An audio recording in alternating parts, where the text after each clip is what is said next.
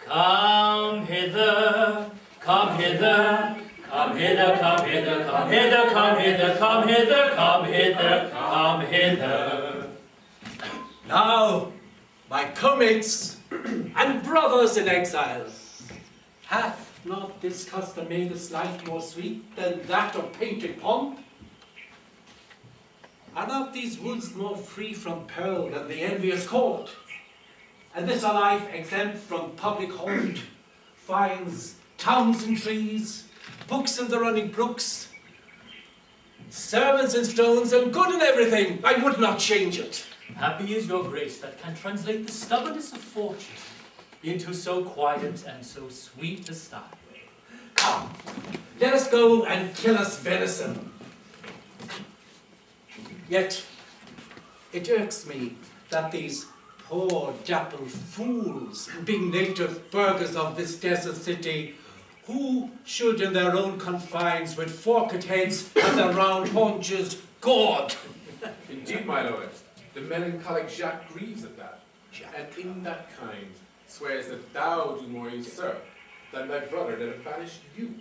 Today, my lord Aemons and myself did steal behind him as he lay along under an oak whose antique root peeps out upon the brook that brawls around this world, to which place a poor sequestered stag that from the hunter's aim had ta'en a herd did come to languish.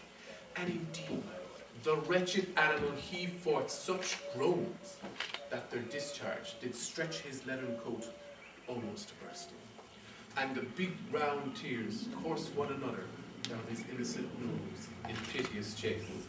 Thus, the hairy fool, much marked the melancholic Jaques, stood on the extremest verge of the swift boat, augmenting it with tears. But what said Jaques?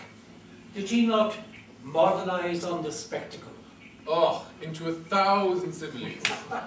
First, for his weeping in the needless stream.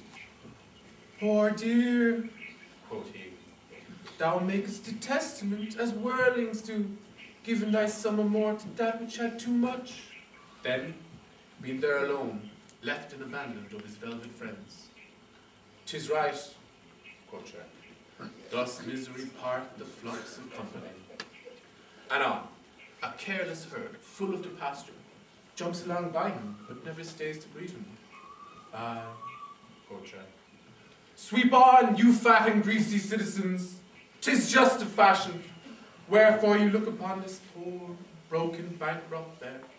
Thus, most invectively, he pierced through the body of the country, city, court, yea, and of this our lives, swearing that we are mere usurpers, tyrants, and what's worse, to fright the animals and kill them up in their assigned native dwelling place. And did you leave him in this contemplation? We did, my lord, weeping and commenting upon the sobbing deer. Bring me to this place. I not to cope him in these sudden fits, for then he's full of matter. I'll bring you to him straight. Ra-ta-ta-ta-ta-ta.